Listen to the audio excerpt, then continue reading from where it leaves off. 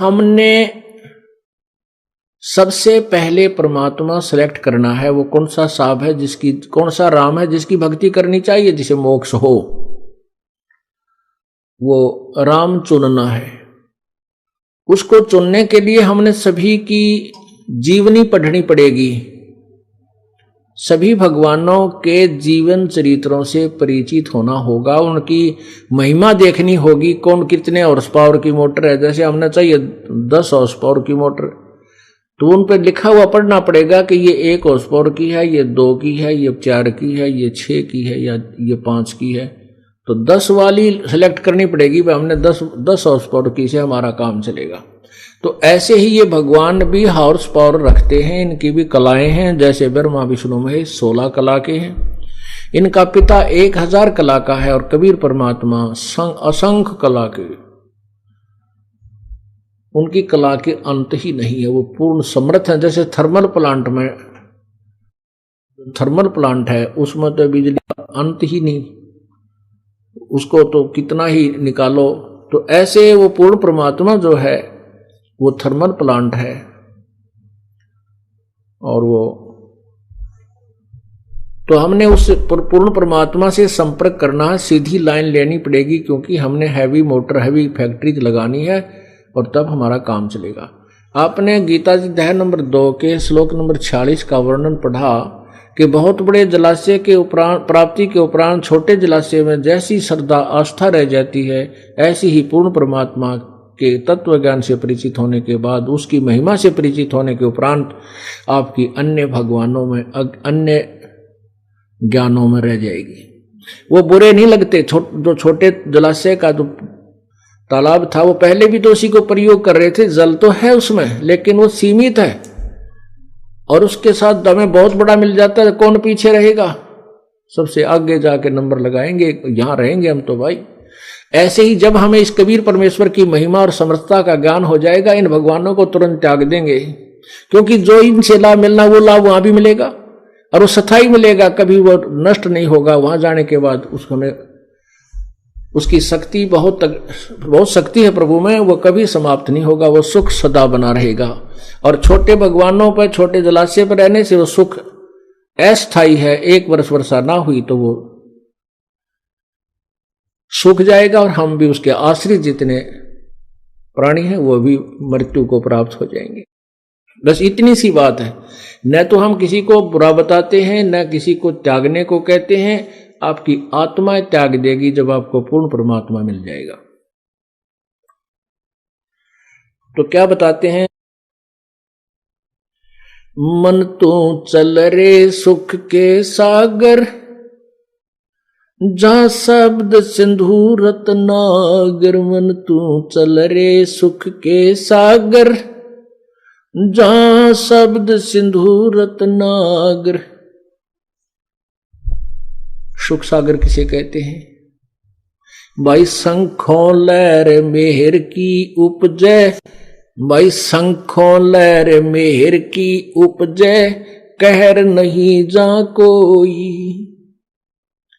शंखों लहर मेहर की उपजय, कहर नहीं जा कोई। दास गरीब अचल अविनाशी, सुख का सागर सोई। मन तू सुख चल रे सुख के सागर, जहां शब्द सिंधु रत्नागर। ये शंखों लहर मेहर की उपजे, कहर नहीं जा कोई। जब आत्मा आपकी निर्मल हो जाएगी, और कई बार ऐसा होता है कि मन में ऐसी प्रेरणा बनती है, ऐसी हिलोर उठने लग जाती है कि कोई भी शत्रु नहीं लगता, कोई भी बुरा नहीं लगता, सब अपने से लगते हैं। चाहे हमारा कोई दुश्मन भी क्यों ना हो, उसके प्रति भी द्वेष नहीं रहता। वो एक ऐसी हिलोर आती है, वो होती है अस्थायी कुछ समय के लिए, और फिर वो चली जाती है।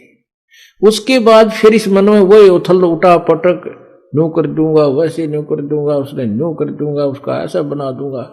तो वो जो लहर मेहर की आई थी, सबके ऊपर रहम आ गया था, और वो आनंद किसी चीज में नहीं आ सकता, केवल परमात्मा की भक्ति में तो आ सकता है। उस भक्ति से फिर ये इतनी लहर हिलोर आपकी रह रह कर उठने लग जाएंगी, और सतलोक में वो लहर सदा बनी रहेंगी, कभी किसी के प्रति द्वेषी नहीं बनता, क्योंकि वहां राग का कारण ही नहीं है, कारण बिना कार्य होता नहीं। तो कहते हैं वो हिलोर जो आपको जरा से समय के लिए आई थी, वो मेहर की शंखों लहर उठेंगी, फिर वहां कोई कहर की लहर नहीं है, क्योंकि वो जो थोड़ी देर आई थी एक अच्छी भावना, वो तुरंत चलेगी। उसके बाद कहर की लहर शुरू होगी, ये हो गया, वो हो गया, नो कर दूंगा, फलाना हो गया, ऐसे बीमारी, उसका ऐसा होगा, तो ये कहर की लहर शुरू होगी। सतलोक की तुलना करते हुए बताते हैं वहां क्या सुख है। शंखों लहर मेहर की उपजे, कहर नहीं जा कोई, दास गरीब अचल अविनाशी, सुख का सागर सोई। अचल सदा रहने वाला, जो कभी नष्ट नहीं होता, अविनाशी स्थिर, अविनाशी सथाई, यानी वो परमात्मा का सतलोक अचल अविनाशी है। और वहां कबीर भगवान जहां रहते हैं वो सुख सागर है। हम वही रहते थे पहले, अपनी मूर्खता से, अपनी नालायकी से हम यहां आकर काल के जाल में फंस गए, और उसी का दुष्परिणाम हम भोग रहे हैं। अब परमात्मा इतने दयालु हैं, हमने इतनी भयंकर गलती की थी, फिर भी उनको दया आ गई कि अब ये भी अब भी आ जाएं वापस, तो भी कोई बात नहीं, मैं अपने बच्चों को उतना ही प्यार करूंगा।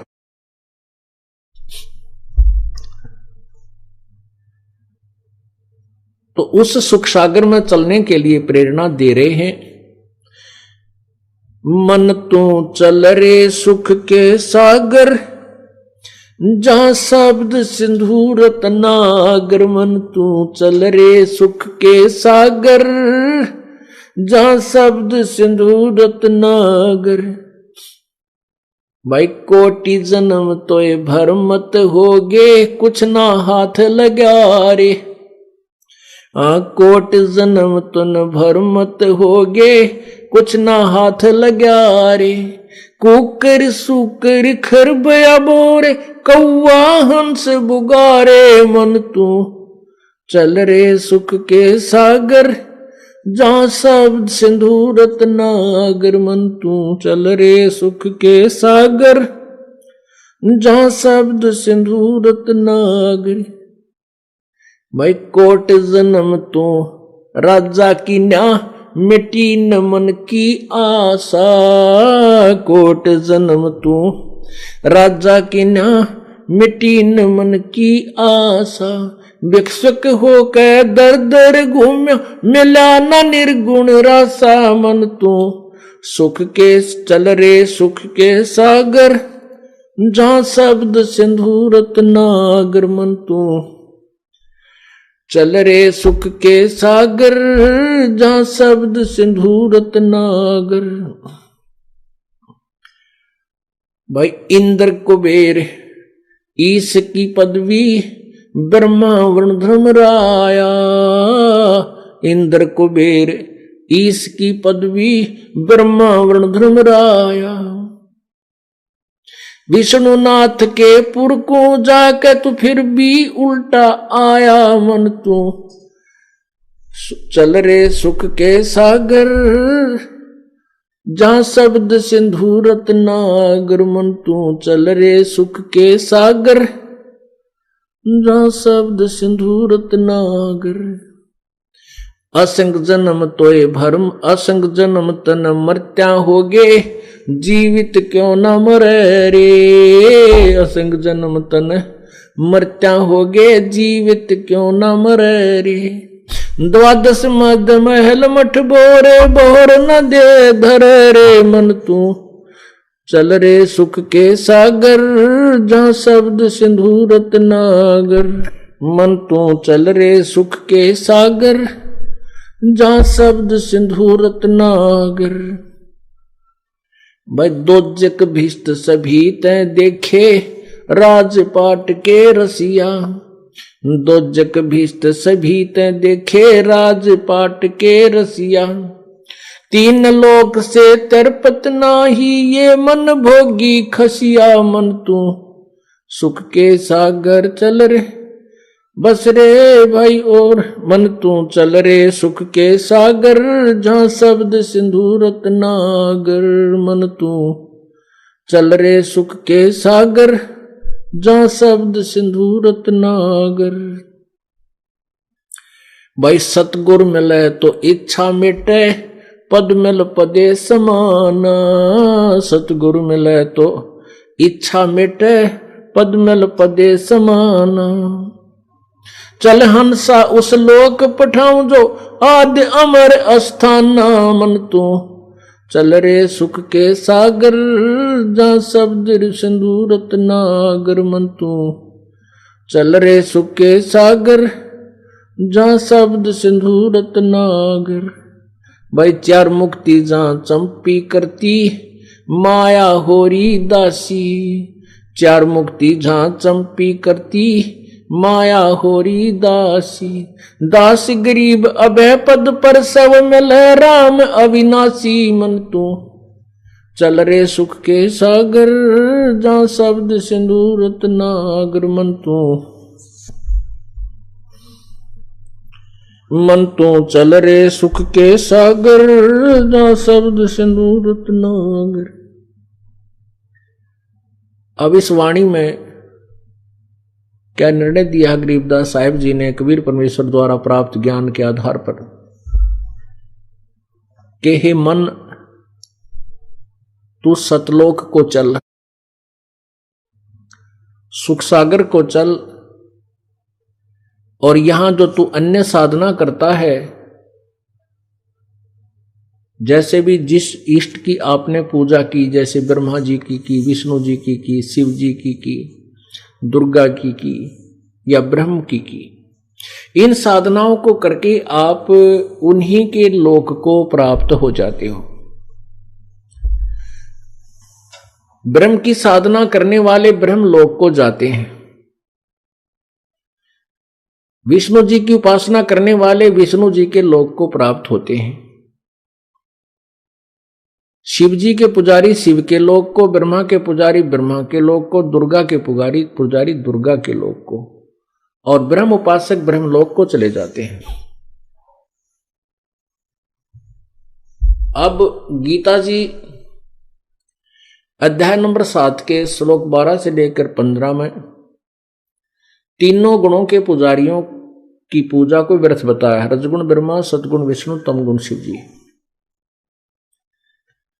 और गीता जी अध्याय नंबर 7 के श्लोक 16, 17, 18 में गीता ज्ञानदाता ब्रह्म अपने विषय में बताता है, अपनी साधना को भी अनुत्तम लिखता है, वो अश्रेष्ठ बताता है, क्योंकि जन्म और मृत्यु न तो ब्रह्म साधना से समाप्त हो सकती है और न ही ब्रह्मा विष्णु महेश की पूजा से समाप्त हो सकती है, क्योंकि ब्रह्मा विष्णु महेश स्वयं भी नाशवान है, इनकी जन्म मृत्यु होती है, ये अविनाशी नहीं है। ये प्रसंग चल रहा है क्योंकि हर पहलू पर तुरंत प्रमाण देने से ही हमारा दिल रुकता है, नहीं तो प्रथम बार इस सत्संग को सुनती है पुण्यात्माएं, वो घबरा जाते हैं कि ये अच्छा संत है, ब्रह्मा विष्णु महेश को नाशवान बता रहा है,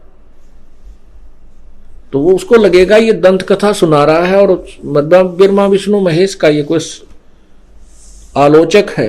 नहीं, दास किसी का आलोचक नहीं है, केवल सद ग्रंथों का प्रचारक अवश्य है।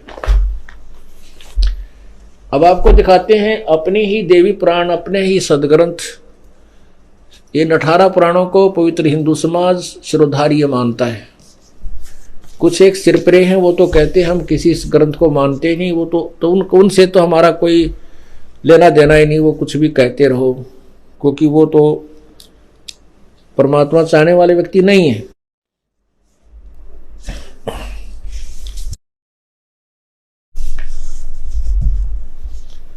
अब देखिएगा श्री देवी भागवत पुराण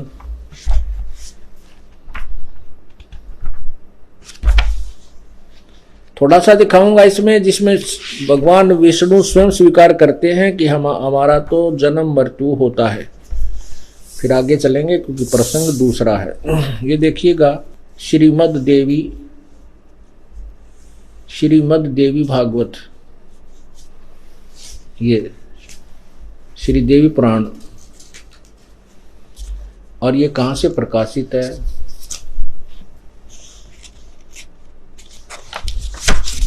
कौन इसका अनुवादक है? नीचे देखिएगा। संपादक हैं हनुमान प्रसाद पोदार चमनलाल गोस्वामी। और ये कहाँ से छपी है? इसके प्रकाशक हैं, प्रकाशक एवं मुद्रक गीता प्रेस गोरखपुर, गोविंद भवन कार्यालय, कोलकाता का संस्थान। तीसरा स्कंद,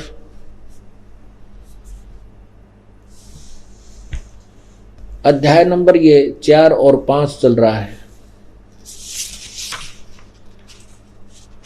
ये 5वां अध्याय है और 123 पृष्ठ पे।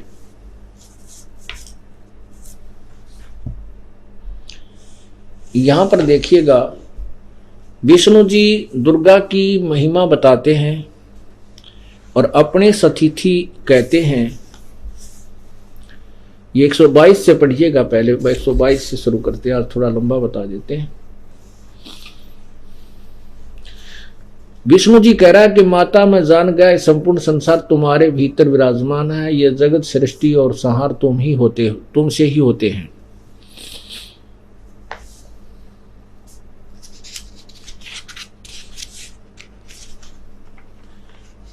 यहां देखिए 120 पृष्ठ पर देखना, विष्णु जी बोल रहे हैं। यही तीसरा स्कंद है। दुर्गा के विषय बता रहे हैं। ये मूल प्रकृति है, सदा परम पुरुष के साथ रहती है, ब्रह्मांड की रचना करके परम पुरुष को दिखाया करती है, परम पुरुष दृष्टा है। ये वे ही दिवांगना है, विष्णु जी कह रहे ये वे ही दिवांगना है जिनके प्रलय वर्ण में यानी प्रलय काल में मुझे दर्शन हुए थे। उस समय मैं बालक रूप में था, मुझे पालने पर यह झुला रही थी। वट वृक्ष के पत्थर पर एक सुदृढ़ सैया बिछी थी, उस पर लेटकर मैं पैर के अंगूठे को अपने कमल जैसे मुख में लेकर चूस रहा था। इन्हें देखकर पहले की बात याद आ गई। ये हम सबकी जननी है। विष्णु जी कहते ये हमारी जननी है। इनके विषय में मेरी जितनी जानकारी है तथा मैं जो कुछ अनुभव कर चुका हूं वह कहता हूं, सुनो। आगे देखो, अब 120 पर आपने पढ़ा, अब 123 पर पढ़ो। 123 पर पढ़ो। तुम शुद्ध स्वरूपा हो, यह संसार तुम ही से उद्भासित हो रहा है। मैं ब्रह्मा और शंकर, विष्णु जी कहते हैं मैं ब्रह्मा और शंकर हम सभी तुम्हारी कृपा से विद्यमान हैं। हमारा आविर्भाव जन्म, तिरोभाव मृत्यु। आविर्भाव माने जन्म, तिरोभाव माने मृत्यु। हमारा तो आविर्भाव और तिरोभाव हुआ करता है, केवल तुम ही नित्य हो, जगत जननी हो, प्रकृति और सनातनी देवी हो। भगवान शंकर भी कह रहा है। भगवान शंकर बोले, देवी यदि माँ भाग विष्णु तुम्ही से प्रकट हुए हैं तो उनके बाद उत्पन्न होने वाला ब्रह्मा भी तुम्हारा ही बालक हुए। फिर मैं तमोगुणी लीला करने वाला शंकर क्या तुम्हारी संतान नहीं हुआ? अर्थात मुझे भी उत्पन्न करने वाली तुम ही हो। इसी पृष्ठ पर नीचे देखिएगा, इस संसार की सृष्टि स्थिति और संहार करने में तुम्हारे गुण सदा समर्थ है। उन्हीं तीनों गुणों से उत्पन्न हम यानी ब्रह्मा विष्णु एवं शंकर नियमानुसार कार्य में तत्पर रहते हैं। इससे देवी भागवत पुराण ने 2 बात सिद्ध कर दी, 3 बातें सिद्ध करती। एक तो ये जन्म मृत्यु होती है ब्रह्मा विष्णु महेश की, ये अविनाशी नहीं है। दूसरी ये सिद्ध करती कि ये दुर्गा के बेटे हैं। तीसरी यह सिद्ध करती कि रजगुण ब्रह्मा है, सदगुण विष्णु, तमगुण शिव जी। कहता है कि इन तीनों गुणों से उत्पन्न हम आपके द्वारा आदेश से हम सब कार्य केवल जितना हमें सौंपा जाता है नियम अनुसार ही हम उस कार्य को करते हैं। ये दास किसी देव को छोटा बड़ा बता करके अपने आप को महान सिद्ध करना नहीं चाहता, लेकिन इतना अवश्य चाहता है कि ये हम अपने सदग्रंथों को समझें। फिर आपकी इच्छा है जैसा करना वैसा करो, पहले सदग्रंथ समझ में आने चाहिए। अब क्या बताया है कि जैसे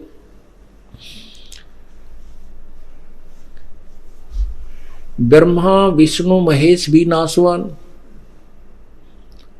इनकी मृत्यु होती है, और ब्रह्म ज्योति निरंजन जो इनका पिता ये भी नासवान। ब्रह्मा विष्णु महेश स्वयं स्वीकार करते हमारा तो जन्म मृत्यु होता है, हम अविनाशी नहीं है। और ब्रह्म के विषय में अब जैसे वो ब्रह्मा विष्णु महेश के पुजारी हैं जो इन जलाशयों पर आश्रित हैं, जब ये भी नष्ट होंगे तो इनके पुजारी कहां जाएंगे, वो भी नष्ट होंगे। तो गीता जी अध्याय नंबर 7 के श्लोक नंबर 12 से 15 तक स्पष्ट किया है कि तीनों गुणों के द्वारा जो कुछ भी हो रहा है, और जो इन्हीं तीनों गुणों रजगुण ब्रह्मा सदगुण विष्णु तमगुण शिव जी की पूजा पर आश्रित हैं, इससे आगे किसी को मानने को तैयार नहीं। वो जिनका ज्ञान इन्हीं तीनों गुणों यानी तीनों भगवानों की भक्ति के द्वारा इनसे मिलने वाले लाभ से ही हरा जा चुका है, वो राक्षस स्वभाव को धारण किए हुए मनुष्यों में नीच दुष्कर्म करने वाले मूर्ख मुझे भी ना बजते।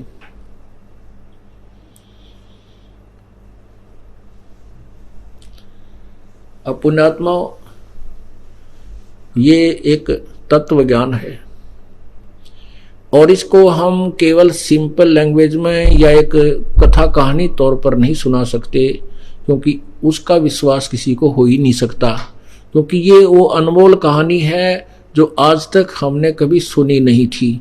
जब ये तत्व ज्ञान हो जाएगा फिर हमें प्रमाण दिखाने की आपको आवश्यकता नहीं पड़ेगी, केवल कथा सुनाया करेंगे।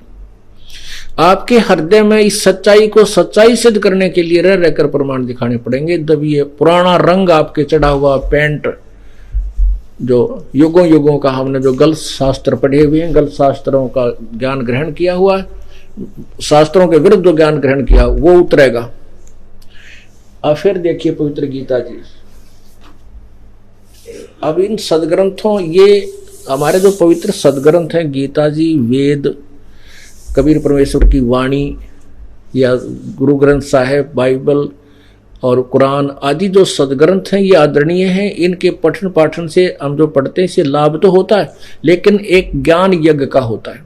तो इसलिए हम इनको बार बार पढ़ेंगे, आपको दिखाएंगे, तो ज्ञान यज्ञ तो आपको फल मिले ही मिलेगा, और ज्ञान के साथ ही हम मोक्ष को प्राप्त करेंगे, क्योंकि ज्ञान से निर्णय होगा कि कौन सी साधना करनी चाहिए, कौन सी नहीं करनी चाहिए।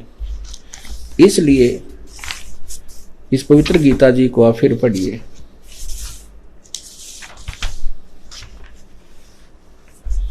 देखिएगा पवित्र गीता जी, श्रीमद् भगवत गीता, गीता प्रेस गोरखपुर से प्रकाशित है, अध्याय नंबर 7 के। अब श्लोक नंबर 12 से देखेंगे। और भी जो सतगुण से उत्पन्न होने वाले भाव हैं, और जो रजोगुण से तथा तमोगुण से उत्पन्न होने वाले भाव हैं, उन सब को मुझसे ही होने वाले ऐसा जान, परंतु वास्तव में उनमें मैं और वे मुझ में नहीं है। ये गीता ज्ञान दाता कौन है? ये ज्योति निरंजन है, ये काल है, ये ब्रह्म है, जो श्री कृष्ण जी के शरीर में प्रवेश करके प्रेत की तरह प्रवेश करके बोल रहा है। श्री कृष्ण जी को नहीं पता गीता में कि मैंने क्या कहा था, ये आपको प्रमाणित करेंगे। ये क्या कह रहा है? क्योंकि इस काल को एक बीमारी लगी है, श्राप लगा है। 1 लाख मानव शरीरधारी प्राणियों के जो सूक्ष्म शरीर होता है, शरीर, ये तो स्थूल शरीर है, इसके अंदर एक और शरीर है जो जीव के साथ रहता है। जैसे सर्प कांचली छोड़ देता है, वह कांचली लंबी सी ज्यों की तो रह जाती है, लेकिन सर्प ओरिजिनल चीज है, वो निकल कर चला जाता है, वो ओरिजिनल वस्तु है सर्प। इसी प्रकार इस शरीर के अंदर एक सूक्ष्म शरीर है, वो ओरिजिनल वस्तु है। ये जैसे कांचली जैसी ऊपर हमने पैर रखा है कोट सा, ये छोड़ दिया जाएगा तो वो जीव अलग है, जिस सूक्ष्म शरीर युक्त तो सूक्ष्म शरीर युक्त प्राणियों को तपतशिला है काल के निज लोक में, वहां पर एक बहुत बड़ा तवा बना हुआ है पत्थर का, और वो इतना है अपने ऑटोमेटिकली वो गर्म रहता है, बहुत गर्म रहता है, और उसके ऊपर इनको डाल दिया जाता है। वहां ये तरफ तरफ के बहुत बुरी तरह अंदर से फिर गंध छोड़ते हैं। इनके अंदर जो वासना सारे जीवन में खट्टे मीठे चरचरे जो आहार इसने किए हैं, शराब मांस तमाकू गुटी शूटी लाई है, वो सारे जमा होते हैं, और उनका गंध उनसे वासना वहां निकाल करके वो काल खाता है, और जीव बुरा हाल हो जाता है, तरफ के इसके अंदर से निकालता है गर्म करके। जीव मरता नहीं और सूक्ष्म शरीर भी नष्ट नहीं होता वहां तपतशिला पर। उसके बाद ये शरीर वापस कर्म आधार पर आ जाता है जहां धर्मराज होता है।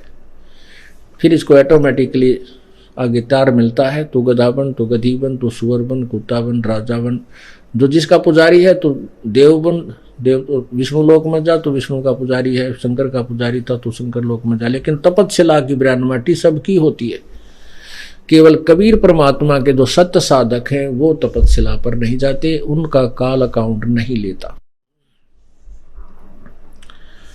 नकली कबीर पंथियों की ब्रह्माटी इनसे भी बुरी होती है, क्योंकि वो तो कोई साधना नहीं करते। कोई विष्णु का पुजारी है, कोई शिव का पुजारी है, कोई शंकर ब्रह्मा का पुजारी है, कोई दुर्गा का है। इनको भी कम से कम आगे तो ठीक ठिकाना मिल जाएगा। तपतशिला पर दुखी होकर कोई विष्णु लोक का पुजारी विष्णु का पुजारी विष्णु लोक में, ब्रह्मा का पुजारी ब्रह्मा लोक में, शिव का पुजारी शिव लोक में, कुछ दिन तो स्वर्ग में अपने बुगड़े खा कर आ जाएगा। लेकिन ये कबीर पंथी तो किससे की पूजा ना करते, कबीर साहब की यथार्थ पूजा इनके पास है, ये तो सीधे नरक में जाएंगे, क्योंकि इनकी साधना ठीक नहीं है, ये सत्कर्म मानना। और जो अन्य पूजाएं करते हैं उनसे भी नीचे भैरव भूत बताला की, ये तो नरकाहारी इंसान डायरेक्ट ही है। तो ये भी सथाई नहीं है, क्योंकि विष्णु लोक में जाने के बाद अपना पुण्य समाप्त करते ही उस स्वर्ग रूपी होटल से इसको निकाल दिया जाएगा। जैसे यहां से समय समाप्त होते ही आपका शरीर बाई फोर्स छुड़वा लिया जाएगा, ऐसे ही स्वर्ग में गए स्वर्ग से भी आपको अपना पुण्य खत्म होते ही निकाल दिया जाएगा। तो ये क्या कह रहे हैं आगे देखिएगा। अब आपने अध्याय नंबर 7 का श्लोक 12 पढ़ा। ये कहता है कि तीनों गुणों के द्वारा जो कुछ भी हो रहा है उन सभी को मुझसे ही होने वाला ऐसा जान, लेकिन वो मुझ में और मैं उसमें नहीं हूं। इस काल को 1 लाख जीव मानव शरीरधारी प्राणी खाने का श्राप लगा हुआ है। उसके लिए कहता है कि जो रजगुण ब्रह्मा से उत्पत्ति, तम सतगुण विष्णु से सतिथि, तम गुण शिव जी से जो संहार हो रहा है, इसका मुख्य कारण तो मैं ही हूं, क्योंकि मैंने इनकी ड्यूटी ला रखी है उत्पत्ति सतिथि और संहार करने की, और इनमें मैं नहीं हूं। ये जो ब्रह्मा विष्णु महेश से मैं अलग हूं, मैं न्यारा हूं, मैं अलग हूं, यानी भिन्न हूं इनसे। ये देखिएगा शिवपुराण, शिवपुराण में भी आपको प्रमाणित करते हैं। ये खुद कहते हैं, ये काल भगवान कहता है कि मैं इन ब्रह्मा विष्णु महेश से भिन्न हूं। ये देखिएगा गीता प्रेस गौरव से प्रकाशित है, या फिर देखिएगा संक्षिप्त शिवपुराण, प्रकाशक हनुमान प्रसाद पोदार, संपादक और प्रकाशक हैं गीता प्रेस गोरखपुर, प्रकाशक है मुद्रक गीता प्रेस गोरखपुर, गोविंद भवन कार्यालय कोलकाता का संस्थान।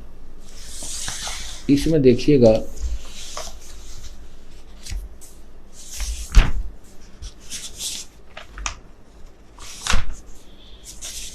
एक 110 पृष्ठ पे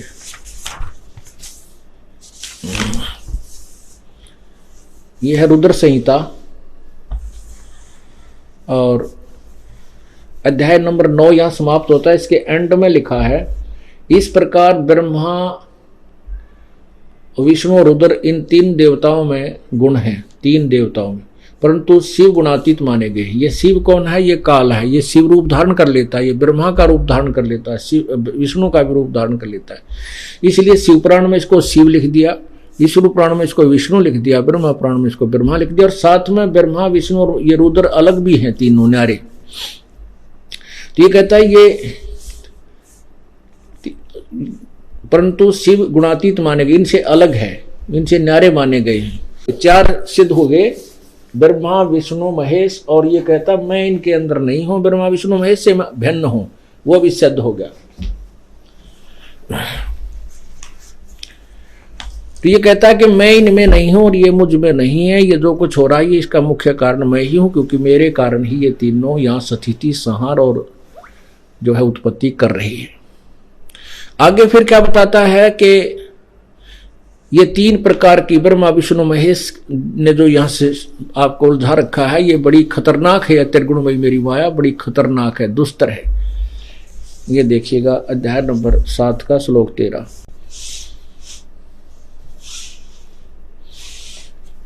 अब आपने ये पढ़ाई था कि इसका मुख्य कारण मैं ही और ये मुझ में नहीं, ये मैं इनमें नहीं। तो ये 13वें में कह रहा है कि गुणों के कार्य स्वरूप सात्विक, राजस और तामस, इन तीनों प्रकार के भावों से सारा संसार प्राणी समुदाय मोहित हो रहा है। इन तीनों गुणों से परे यानी न्यारा मुझ अविनाशी को नहीं जानता।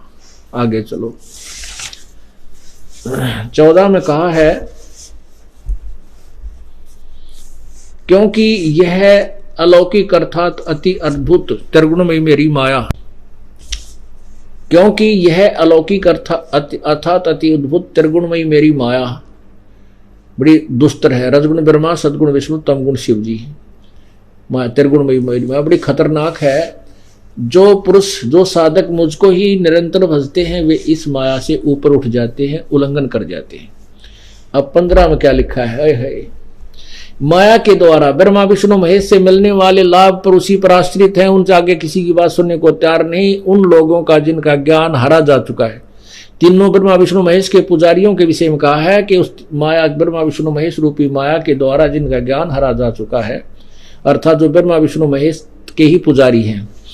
आसुर स्वभाव को धारण किए मनुष्यों में नीच, दास नहीं कह रहा, अपनी गीता जी बोल रही है। आसुर माने राक्षस स्वभाव को धारण किए हुए मनुष्यों में नीच, दूषित कर्म करने वाले मूर्ख लोग मुझको नहीं बचते। अब इससे एक तो ये निर्णय हो गया कि ब्रह्मा विष्णु महेश पूजा के योग्य नहीं है। गीता जी में मना किया है कि राक्षस, उसका साधना कौन करते हैं, राक्षस स्वभाव को धारण किए मनुष्यों में नीच, दुष्कर्म करने वाले मूर्ख। यानी 4 डांट तुरंत मार रखी है गीता ज्ञानदाता ने, यानी 4 इनको गालियां समझो दे रखी है। अब शब्द कहे हैं गीता ज्ञानदाता ने, जो ब्रह्मा विष्णु महेश तक की पूजा पर ही आश्रित है। अब देखो, बार बार ये प्रमाण देना पड़ता है, क्योंकि प्रत्येक सत्संग के अंदर स्टूडेंट बदल जाते हैं, श्रद्धालु भिन्न भिन्न होते हैं, कुछ पुराने भी होते हैं। तो पुराणों को तो और ज्यादा ज्ञान दृढ़ होगा, ज्ञान यज्ञ का फल मिलेगा, और नए श्रद्धालु की आत्मा गदगद हो जाएगी, क्योंकि उसके अंतःकरण का अंधेरा दूर हो जाएगा। अब ब्रह्मा विष्णु महेश के पुजारी राक्षस क्यों कहलाए, ये उदाहरण देने होंगे। जैसे ब्रह्मा जी की पूजा की थी हिरण्यकशिपु ने, वो क्या बना, फिर राक्षस कहलाया और अपने बेटे का शत्रु हो गया, अपने ही पुत्र का शत्रु बन गया, और उसको भगत को कितनी यातनाएं दी और राक्षस कहलाया। भगवान शिव का पुजारी था एक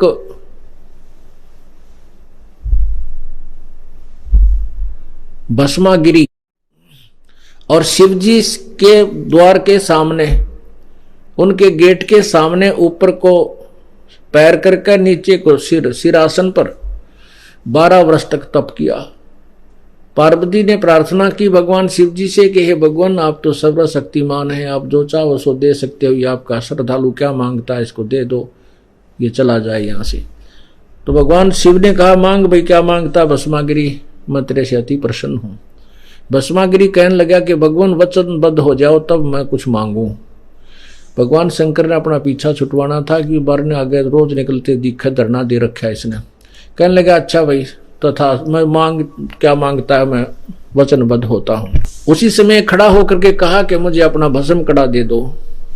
शंकर भगवान के पास एक भस्म कड़ा था जिसको किसी के सिर के ऊपर रख के एक बार यूं कह दे भस्म, वो तुरंत राख हो जाता था, जल जाता था। भगवान शिव ने सोचा ये भाई साधु भक्त है, अपनी रक्षा के लिए मांगता होगा, निकाल के कड़ा दे दिया, क्यों वचनबद्ध हो चुके थे। अब वो दुष्ट आत्मा राक्षस स्वभाव का धारण किए हुए क्या मन में गंदी सोच लिए बैठा था, क्या तप कर रहा था कि कड़ा लेकर, भस्म कड़ा लेकर शिव जी ने मारूंगा और पार्वती को पत्नी बनाऊंगा। ओए होए, ओ तेरा गजब हो। तो गीता जी के ज्ञान को हमने समझने के लिए थोड़ा सा दिल डांटना पड़ेगा, एकदम उफान नहीं आना चाहिए, क्योंकि हम इनके बहुत पुराने पुजारी थे, इसलिए एक बार हमें भी धक्का सा लग गया था। पर ज्ञान को सुने और समझे, आप शास्त्र को सामने देखकर हम संतुष्ट हो गए थे कि सचमुच हम गलत रास्ते जा रहे।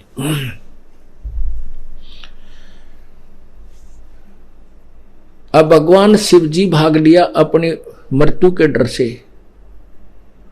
यह भी विचार करना ध्यान से, क्योंकि भगवान का भागना सिद्ध करता है कि शिव जी अविनाशी नहीं है, मृत्यु का कोप है। भस्मागिरी पीछे पीछे भाग लिया, भगवान शिव जी आगे आगे। भगवान ने आकर के पार्वती रूप बनाया और भस्मागिरी खड़ा हो गया, क्योंकि तो चाही पार्वती की थी। उसको यह भी मालूम था जब तक तेरे पास भस्म कड़ा शिव जी निकट नहीं आ सकता, अपनी पत्नी की सुरक्षार्थ भी नहीं आ सकेगा। इसलिए भस्मागिरी रुक गया, शिव जी भागा जा रहा है, कभी पीछे देख ले, कभी डांक ठोक दे। उधर से शिव पार्वती रूप बना करके भगवान ने आकर के उसको अपना कहा कि रुक जाओ, आप क्यों भाग रहे हो, मैं तेरे पास आ गया हूं। भस्मागिरी डट गया। अब पार्वती रूप में भगवान ने कहा कि तू डांस करके दिखा मुझे। वो कहने लगा मैं तपस्वी आदमी हूं। भस्मागिरी बोला मुझे डांस करना नहीं आता। पार्वती के रूप में भगवान बोला कि मैं सिखाता हूं तुझे, इस पैर को आगे कर, इसको पीछे कर, इस हाथ को ऊपर ला, इसको और थोड़ा और ऊपर ला। और जब सिर पे हाथ आ लिया, जिसमें हाथ में कड़ा था भस्मागिरी का, उसी के सिर पर, भस्मागिरी के सिर पे जब हाथ वो कड़ा आ लिया, कह दिया भस्म, वो भस्मागिरी खत्म हो गया। तब भगवान शिव जी का दिल डटा, वापस अपनी पत्नी के पास आया। पुण्यात्माओं, ये कथाएं हम पहला भी सुना करते, पर दिमाग काम नहीं कराया करता है, क्योंकि हमारे पास ये तत्व ज्ञान रूपी टॉर्च नहीं थी, ताकि इस अंधेरे में हम पहचान सके अच्छे और बुरे को। अब हमारे पास तत्व ज्ञान रूपी तराजू होगी, इस तुला पर हम तुरंत तोल कर देख लेते हैं किसका कितना वजन है। और ये भस्मासुर कहलाया, फिर वो भस्मा असुर, भस्मा राक्षस। रावण ने शिव जी की पूजा की थी इष्ट रूप मान के, तमोगुण शिव की। राक्षस कहलाया और कुत्ते वाली मौत मरा।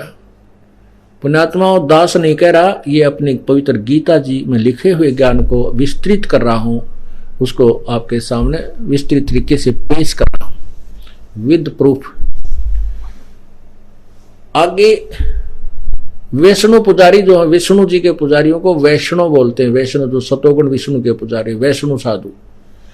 एक बार हरिद्वार के अंदर कुंभ का मेले पर एक पर भी लगनी थी। कुंभ के मेले पर ये नागा, औगड़, गौरी, कनपाड़े, गिरी, पुरी, ये सभी तमोगुण शिव के पुजारी और वैष्णव साधु विष्णु के पुजारी, ये सभी वहां पहुंच गए और अपने अपने ग्रुप में जाकर के इकट्ठे हो गए। फिर स्नान करने के लिए जिस दिन स्नान होना था, पूरे का पूरा ग्रुप समुदाय चलता है। सबसे पहले नागा पहुंच गए और उन्होंने पूरी हर की पैड़ियों को घेर लिया स्नान करने के लिए। पीछे से वैष्णव साधुओं का पूरा ग्रुप आया। वैष्णव साधु कहने लगे भाई नागा तुम मत नाओ, पहले हम स्नान करेंगे, हमारा नंबर है, क्योंकि हम सर्वश्रेष्ठ संत हैं, क्योंकि हम सतोगुण के पुजारी हैं, हम विष्णु साधु हैं, सब व्यसनों से हम दूर हैं। नागा कहने लगे नहीं, हम सर्वश्रेष्ठ हैं, सबसे पहले हम स्नान करेंगे और हम त्यागी वैरागी हैं, हमें किसी चीज की इच्छा नहीं है, हम निवस्त्र रहते हैं। विष्णु साधु कहने लगे तुम बाहर आ जाओ, तुम सर्वश्रेष्ठ नहीं हो, तुम नहाते न धोते, शरण फिर टट्टी का हाथ भी ना धोते, तुम पशु की तरह नंगे फिरते हो, तुम कहे के सर्वश्रेष्ठ हो, बाहर आओ। इस तरह बातें उन्होंने नागाओं को कह दी, नागा फिर अपना वापस मुड़ लिए, लट्ठम लट्ठा मुक्कम मुक्का। वो भगवान भी भूल गए, हर की पैड़ी भी खत्म हुई, नहीं याद रही, और ना ही वह पर भी याद रही जिसके लिए नान गए थे। मुक्कम मुक्का फिर तलवार निकाल लाए, तीर मारे एक दूसरे को। 25,000 वो ये त्रिगुण पुजारी कट कर वहां पर जो है कत्लेआम हो गया, आपस में लड़ मरे और गंगा के पानी को लाल कर दिया और उसमें सौ बह बह कर चाल रहे हैं उन पुजारियों के। पुण्यात्माओं, इस सदग्रंथ को हमने समझ करके तत्व ज्ञान को ग्रहण करना है और तत्व ज्ञान की रोशनी में कदम रखने हैं, कहीं ठोकर ना लग जा। पहले बहुत भटक चुके हैं। अब ये तो तीनों पुजारी, तीनों गुणों के पुजारी और इनकी पूजा की सतिथि क्या गति होती है, ये आपके सामने प्रत्यक्ष हुआ। अब ब्रह्म विनाशवान है। गीता जी अध्याय नंबर 4 के श्लोक नंबर 5 में कहता है कि अर्जुन तेरे और मेरे बहुत जन्म हो चुके, तू नहीं जानता मैं जानता हूं। अध्याय नंबर 4 के श्लोक नंबर 9 में कहा कि मेरे जन्म और कर्म दिव्य हैं, अलौकिक हैं। मृत्यु तो होती है मेरी, लेकिन तुम्हारी तरह नहीं, मेरी अलौकिक मृत्यु है। गीता जी अध्याय नंबर 2 के श्लोक 12 में कहा कि अर्जुन ये तू भी पहले था, मैं भी था, ये राजा लोग भी थे, आगे भी होंगे हम। ये मत सोच के वर्तमान में ही है, इसलिए तू शोक मत कर। इससे भी सिद्ध हुआ कि गीता ज्ञान दाता पहले भी जन्मता रहा, आगे भी जन्मता रहेगा। ये अविनाशी नहीं है, ये ब्रह्म है। दूसरा उदाहरण है ब्रह्म अध्याय नंबर 8 के श्लोक नंबर 16 में, क्योंकि ब्रह्म के पुजारी ब्रह्मलोक चले जाते हैं और ब्रह्मलोक भी नाशवान है। ये देखिएगा गीता जी अध्याय नंबर 8 के श्लोक नंबर 16 में, हे अर्जुन, ब्रह्मलोक पर्यंत यानी ब्रह्मलोक तक सब लोग पुनर्वर्ती में है। ये भी जन्म और मृत्यु में है, वहां भी जाने वाले मृत्यु को प्राप्त होते हैं, दोबारा जन्म लेते हैं, ये पुनर्वर्ती में। इससे सिद्ध हो गया कि जन्म ब्रह्म लोक में गए हुए ब्रह्म के पुजारी भी पूर्ण मोक्ष प्राप्त नहीं हो सकते और ब्रह्म भी नाशवान है, क्योंकि 7 ब्रह्मा की मृत्यु के उपरांत एक विष्णु जी की मृत्यु होती है, 7 विष्णु की मृत्यु के उपरांत एक शिव की मृत्यु होती है, 70,000 शिव की मृत्यु के उपरांत एक त्रिलोक, इसमें एक ब्रह्मांड में रहने वाला ये शिव रूपी भगवान यानी काल की मृत्यु होती है। इसका शरीर छूट जाता है ऑटोमेटिक। उसके बाद ये सब प्राणी एक ब्रह्मांड में प्रलय हो जाती है और दूसरे ब्रह्मांड में ये चला जाता है। दुर्गा की भी मृत्यु होती है ऐसे ही, और फिर ये दूसरे लोक में चले जाते हैं, वहां नए सिरे से फिर सृष्टि रखते हैं दूसरे ब्रह्मांड में। और ये जो 70,000 त्रिगुण जो तमोगुणी शिव मरने के उपरांत एक ब्रह्म की मृत्यु हुई यानी शिव की मृत्यु हुई, ये एक युग है परब्रह्म का। ऐसे 1000 युग की परब्रह्म का दिन, इतनी ही रात्रि, 30 दिन रात का महीना और 12 महीने का एक वर्ष, 100 वर्ष की परब्रह्म की आयु है, उसकी भी मृत्यु है। अब कितनी लंबी चौड़ी इनकी आयु है। ब्रह्मा का एक दिन 1008 चतुर्युग का होता है। ब्रह्मा जी का एक दिन 1008 चतुर्युग का होता है। एक चतुर्युग में 43,20,000 वर्ष होते हैं। और 1008 चतुर्युग का दिन, 1008 चतुर्युग की रात्रि ब्रह्मा जी की। हम इसको सीधा 1000 ही ले लेते हैं तो 2000 दिन, 2000 चतुर्युग में दिन रात बने। और ऐसे ही 30 दिन रात का एक महीना, 12 महीने का एक वर्ष, 100 वर्ष की ब्रह्मा की आयु। उसके तो वर्षों की गणना ऐसे करनी है। और परब्रह्म की कैसे करनी है कि 7 ब्रह्मा की मृत्यु के बाद एक विष्णु मरे, 7 विष्णु की मृत्यु के बाद एक शिव मरे, और 70,000 शिव की मृत्यु के बाद एक ब्रह्म मरे, और फिर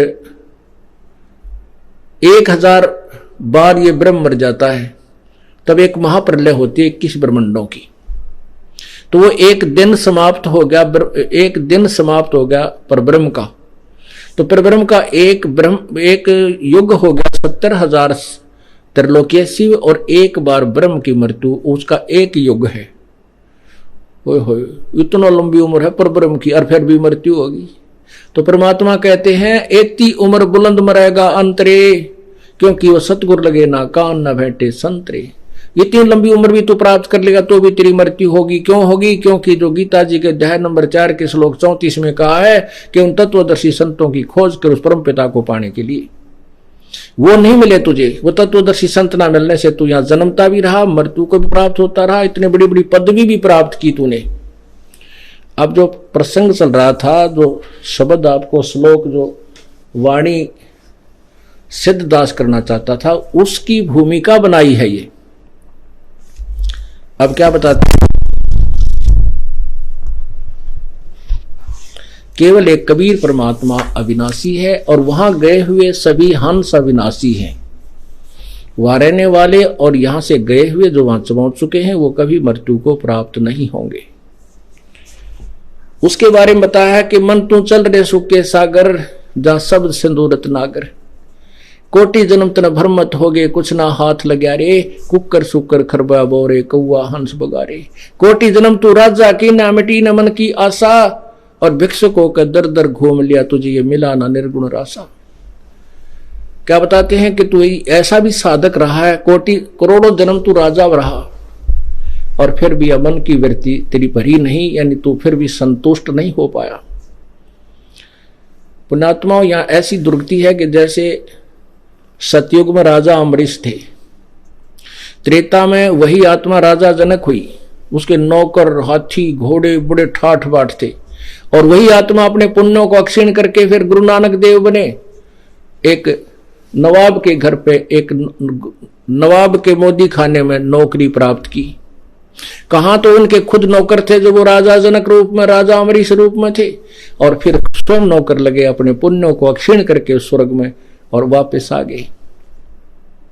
तो क्या बताते हैं? इंद्र कुबेर इसकी पदवी ब्रह्मा वरुण धर्मराया, और विष्णुनाथ के लोक को जाकर तो फिर भी वापस आया, तेरी जन्म मृत्यु समाप्त नहीं हुई। ये क्या जीवन हुआ? एक समय पुण्य कर लिया, स्वर्ग में जाकर के समाप्त किया, कुछ पुण्य बचा उसमें राजा बन गया, दूसरे जन्म भी राजा बन गया, और फिर क्या हुआ? वो पुण्य तो समाप्त हुए, फिर पाप कर्मों का दौर शुरू हो गया। यदि परमात्मा आकर के ना संभालते तो नानक जी का वो जीवन व्यर्थ चला जाता। अब परमात्मा ने आप सभी को उसी तरह गुरु नानक देव जी की तरह के संभाला है, इस दास की ड्यूटी ला दी है। आपको वही तत्व ज्ञान जो उनको प्राप्त था आपके पास पहुंचाया जा रहा। अब आप नहीं करोगे तो दोषी स्वयं हो, प्रभु का दोष नहीं रहा। तो क्या बताते हैं? इंद्र कुबेर इसकी पदवी ब्रह्मा वरुण धर्मराया। होय होय, इंद्र कहते कोटि जन्म तू राजा के ना, कोटि करोड़ जन्म राजा हो लिए, राजा बनकर ठाठ भोग लिए, सारे अच्छे गुलछरे उड़ाए, बकवाद गड़ी, और फिर मृत्यु को प्राप्त हो गया। फिर मनमाना की ऐसी जगह मजदूर बन गया, क्योंकि पुण्य खत्म हो गए, थोड़ा बहुत शेष जीवन कोई बचा है संस्कार मनुष्य के, वो कति मजदूर बन करके अपना जीवन खो जाता है। आगे भक्ति उसको नहीं मिली तो फिर वो जीवन व्यर्थ हो जाता है। फिर 84 लाख योनियों के अंदर नाना प्रकार के प्राणियों के शरीरों में ये कष्ट उठाता है। उसके लिए बता रहे हैं कि कुकर सुकर खरबा बोरे कौआ हंस बगारे। कुकर कुत्ता, सुकर सुअर, ओए होए कलेजा धड़के सुअर, और घर गधे की जुन्नी हमने भोगी है, और आगे फिर प्यार रखी है, यदि भक्ति ठीक ना करी तो, सत्य भक्ति नहीं की तो।